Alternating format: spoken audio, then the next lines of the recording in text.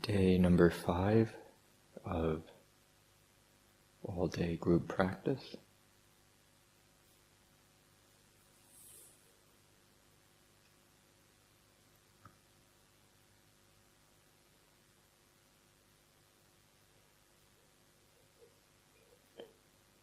And the entire experience of the past 4 days can be summed up as body and mind.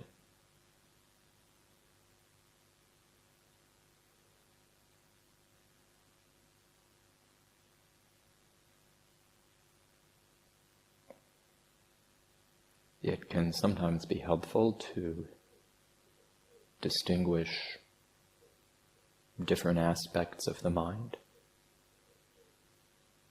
One of the simplest is the difference between the affective and emotional states of the mind and the thoughts.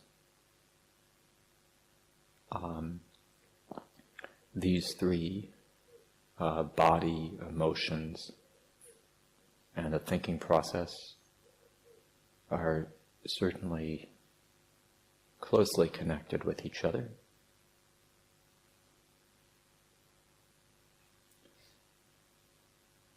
But at the same time, what we oftentimes are habits which, when we go into silence, will pull us in one direction or the other. I certainly get pulled in the direction of thoughts.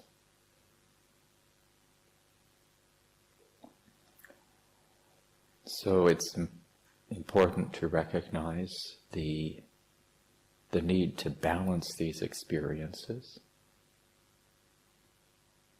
and also the significance of anicca, which impermanence, but also unreliable. None of these domains is completely trustworthy.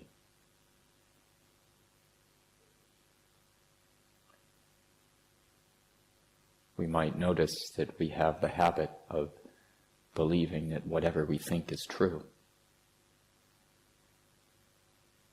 or having great difficulty, I shouldn't be feeling this way. Our thoughts line up and we have an idea about what we should be feeling, but the state of the emotions in the body is different than what we think.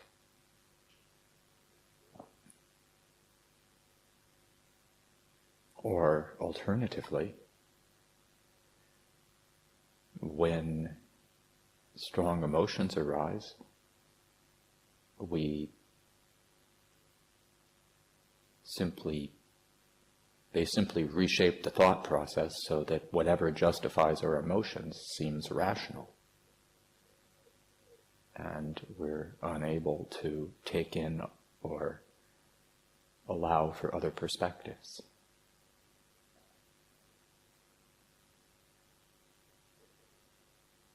Well, and of course, when the body's hurting, it can overwhelm the other two.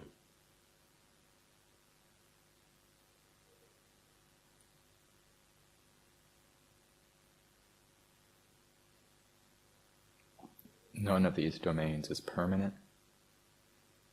None of them is reliable.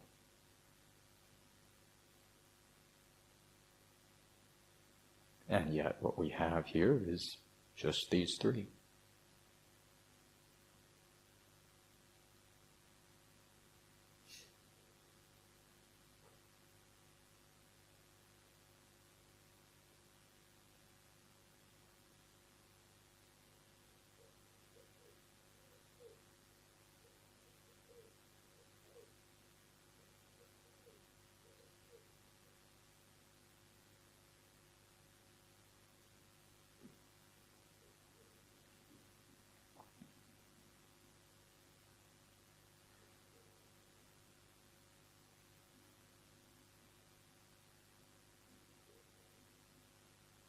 Of the three, the body is the simplest, so we start there.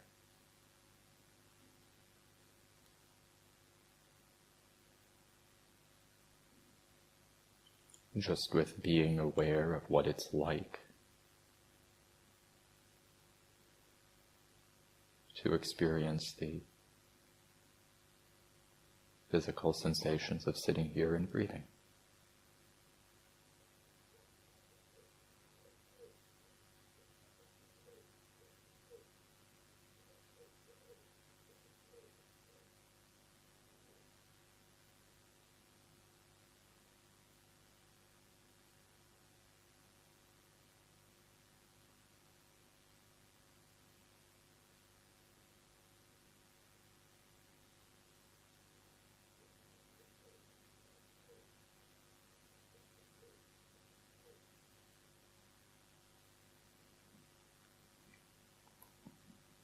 If we are out of balance here, if the body does not have enough emphasis, if we're getting pulled into thoughts and emotions, then it's very useful to emphasize this.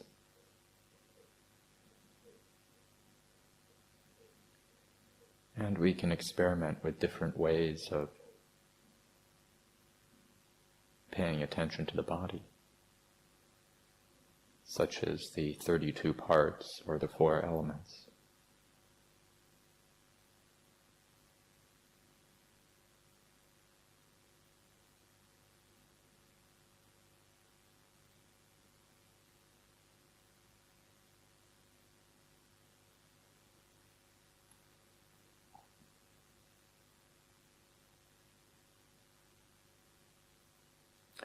If the emotions are neglected, we're either out of touch with what we're feeling, or we just sort of feeling miserable for no particular reason, or wanting to escape the what's going on right now. It can be useful to bring up recollections such as goodwill, or recollection of our own generosity, or recollection of gratitude. These all brighten and open the heart.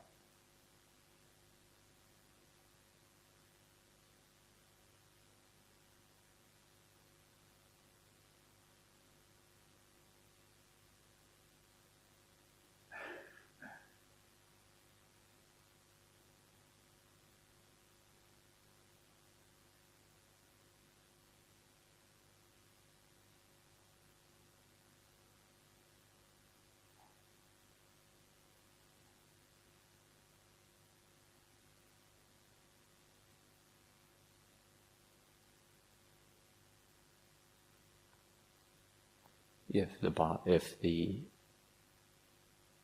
mental experience, the thoughts are too strong, then bringing attention back to settling with the experience of the body, mindfulness of breathing can be helpful.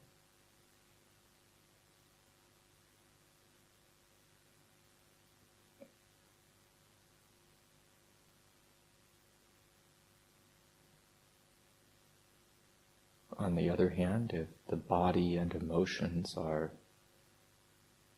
very strong, particularly in meditation, sometimes one can experience bliss like one's never experienced before. It's easy for those to hijack the rational process, and you think, oh wow, I've attained something, this is great. I must have attained this or that, or at least something. Whoa, okay. Here's where the thinking process can just say, not sure. Don't deny those experiences, but reflect. Yeah, however one conceives of it, it's always other than that. Don't allow for it, but don't make it into anything. Again, all these three domains need to balance each other.